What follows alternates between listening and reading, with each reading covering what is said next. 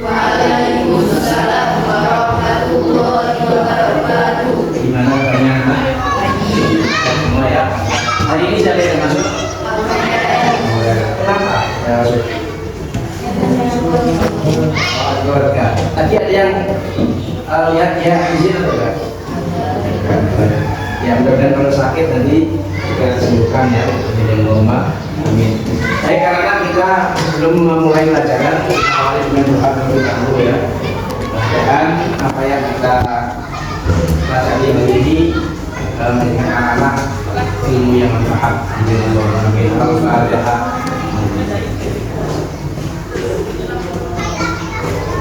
Ya. Berikutnya sebelum kita mulai pelajaran sholat fardu ya. Sholat fardu 5 waktu ini merupakan yang ketiga. Kalau kemarin tab 2 kita telah membahas tentang tata cara bersuci dari hadas karena coba kita ingat dulu pelajaran yang lalu yang ketika kita menghilangkan hadas kecil dengan cara apa? Berwudu. Sekarang kita hafalkan niat wudu bersama-sama.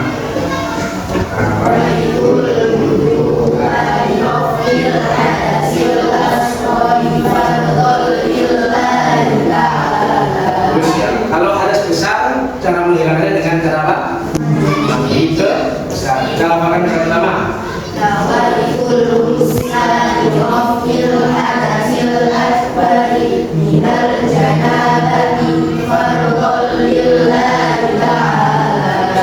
Untuk menghilangkan hadas kecil dan hadas besar dengan cara wudhu dan cara mandi besar. Jika tidak menemukan air, cara menghilangkan hadas kecil dan besar ini dengan dikasih tayamum. Sekarang kita lafalkan cara tayamum.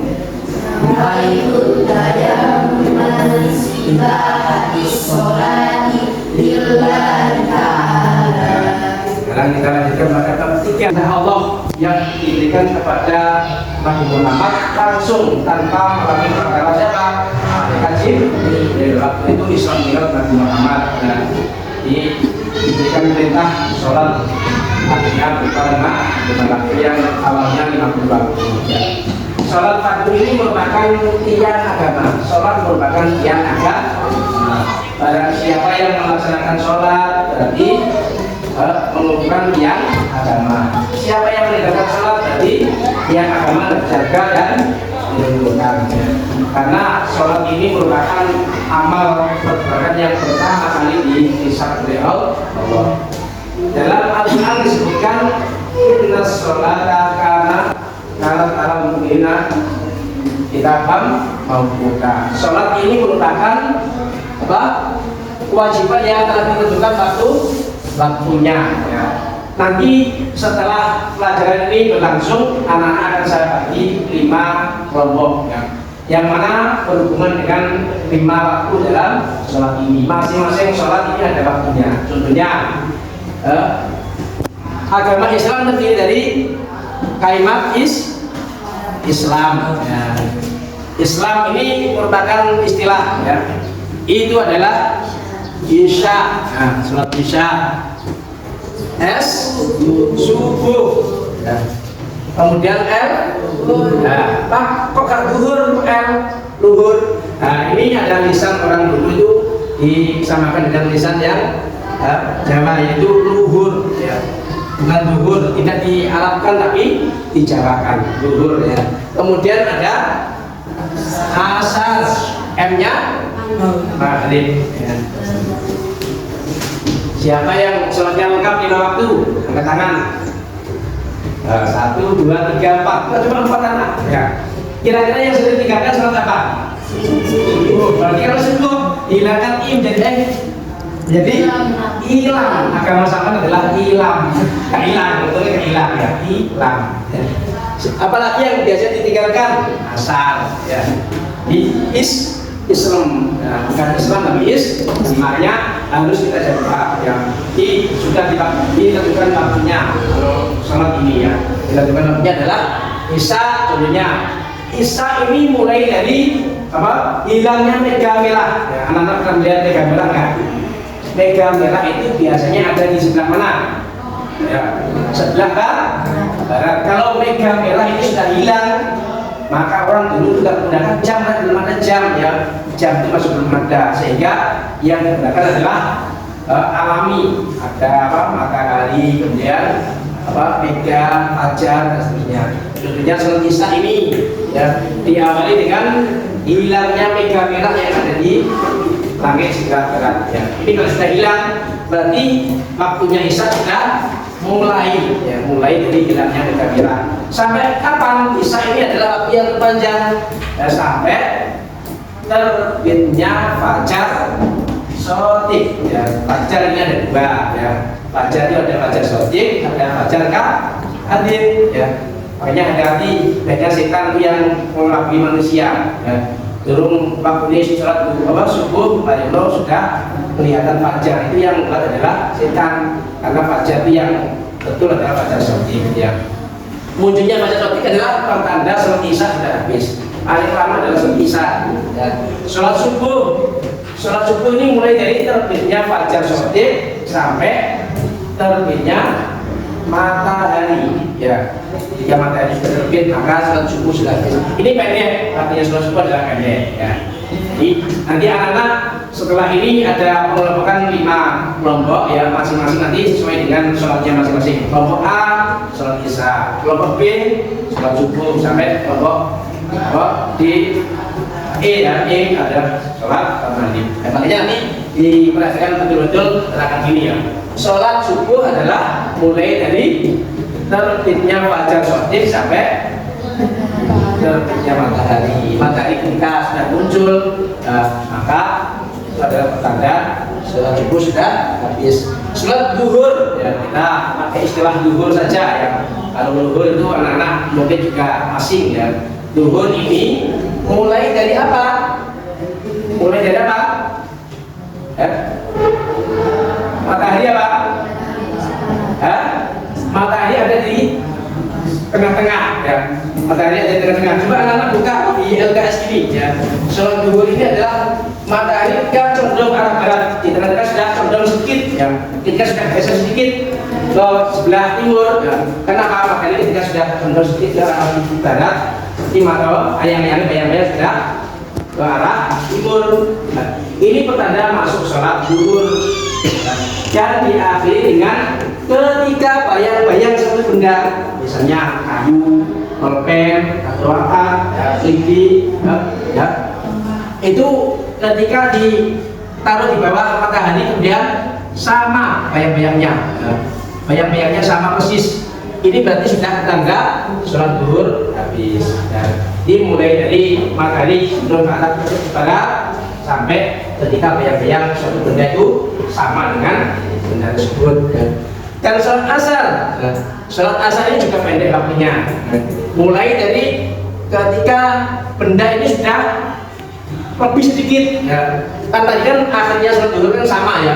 Benda ini di bayang-bayangkan adalah sama. Tapi ketika sholat asar ini sudah melewati sedikit ya. Mulai antara kayu dengan bayang-bayang itu panjangkan bayang-bayangnya. Misalnya kayunya 50 cm, ketika sudah 51 cm berarti sudah tiba waktunya sholat asar. Sampai kapan sholat asar itu? Sholat asar diakhiri sampai apa? Terbenamnya matahari. Pernah melihat matahari terbenam? Kayaknya mulai merah-merahan matahari ya, dan tenggelam itu setelah matahari tenggelam ya, terbenam, itulah akhir dari sholat asar. Sholat maghrib dimulai berarti dari ketika matahari terbenam sampai muncul apa tadi? Bisa tadi muncul mega merah. Apa? Ketika maghrib adalah ketika matahari terbenam sampai munculnya mega merah. Ya. Itu waktu-waktu yang dilakukan orang dulu ketika melihat waktu sholat seperti itu. Terus Pak, bagaimana kalau terjadi mendung? Ya ini orang-orang dulu itu mengira-ngira saja. Mari sholat duhur, mari sholat mendung dan duhur kan nggak bisa kan membuat patokan kayu di bawah matahari. Ada matahari oleh manusia ya, dan terus sehingga itu dikira-kirakan ya. Itu sama Allah dibolehkan mengira-ngira karena memang darurat. Dan anak ya, Kemudian dari keterangan ini ya, sebelum kita lanjutkan anak-anak, saya kira ada yang masih belum diketahui ya, belum dipahami keterangannya. Kalau sudah, kita lanjutkan pada rukun ya. Rukun ini adalah sesuatu yang harus dilakukan pada waktu melakukan sholat. Kalau syarat tadi adalah sesuatu yang harus dilakukan sebelum melakukan sholat. Kalau rukun ini pada waktu sholat. Itu apa? Niat. Ya. Anak-anak sudah hafal niatnya semua ya. Tentunya sudah niat ini pelajaran pada madrasah ibtidaiyah, pada TK. Ya. Yang mana niat ini adalah merupakan hukumnya sholat. Coba kita hafalkan niatnya sholat isya secara makmum. Ayo.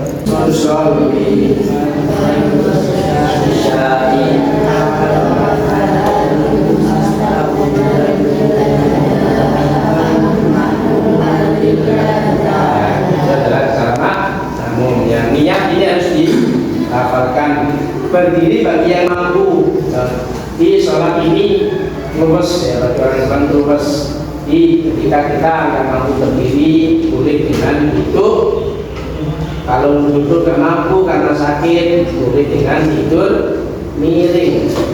Kalau tidur miring nggak mampu karena sakit pinggangnya misalnya, maka boleh dengan tidur terlentang. Tidur terlentang nggak mampu, nggak kuat untuk sedang, nggak kuat untuk menghadap ke kiblat, maka dengan cara semampunya ya. Kalau sudah tidak mampu semua berarti azan tadi ya. Kemudian takbiratul ihram. Takbiratul ihram itu mengucapkan takbir Allahu Akbar, namanya takbiratul ihram ya. Kemudian melafalkan surat Al-Fatihah. Siapa yang melaksanakan sholat kemudian tanpa membaca surat Al-Fatihah, sholatnya tidak sah, karena surat Al-Fatihah ini adalah merupakan rukun sholat ya. Makanya anak-anak itu hati-hati, baik sholat duha, baik sholat isya berjamaah ketika habis dirosta ya. Supaya imam sudah takbir semoga akhir mau ruku, anak-anak baru takbir, tinggal berikan di sini. Kemudian nggak kemana baca surat Al-Fatihah, berarti sholatnya nggak sah ya. Pak, kalau ada istilah makmum masbuk. Makmum masbuk ini adalah makmum yang ketinggalan dari imam karena tidak sengaja ya, tanpa sengaja, tanpa buat main-mainan tadi tidak di anak-anaknya. Kemudian ruku membungkuk dengan tumanina, sujud dengan tumanina, kemudian i'tidal dengan tumanina ya. Tumanina itu apa? Tumanina itu adalah terdiam sebentar ya. Terdiam sebentar, kira-kira cukup dengan mengucap subhanallah ya, itu adalah tumanina ya. Kemudian tasawuf akhir ya. Tasawuf akhir itu merupakan rukun sholat. Melafalkan salawat atas Nabi, salam dan tasbih ya. Kemudian saya bagi ada 5 kelompok ya, yang mana yang 3 nanti jumlahnya di kanan ya. Kemudian yang 2 nanti 4 ya, 4 karena jumlahnya 16, jadi yang 3 kelompok jumlahnya 3 anak, yang 2 kelompok jumlahnya 4 anak ya. Ini ditulis ya, kelompok A adalah Bunga, Eka, Anissa, 3 anak ya. Di kelompok A. Kelompok B, Evi, Ilham, dan Mas Rifa ya. Kelompok B. Kelompok C, Maulida, Akbar, dan Fatan ya. D. Kemudian yang kelompok D dan E ini ada 4 anak, yaitu kelompok D, Yan, Dini, Naim, dan Masfa ya. Kelompok D. Kelompok E juga Yawan, Fasa, dan Nur Arifah, Latifah Bilqis ya. Ya, kelompoknya ada 5 kelompok ya, A, B, C yang saya bacakan tadi. Minggu depan masing-masing kelompok akan mempresentasikan waktu sholat fardu ya. Yang mana kelompok A adalah sholat isya, kelompok B sholat subuh, kelompok C sholat duhur, kelompok D sholat asar, dan kelompok E sholat maghrib ya. Siapa nama ya? Jadi saya urut minggu depan itu kelompok A nanti akan membacakan keterangan surat Isa, kemudian menjelaskan waktunya. Nanti kalau yang lain akan menanyakan apa yang tidak menanyakan. Marilah kita akhiri dengan bacaan Al-Fatihah.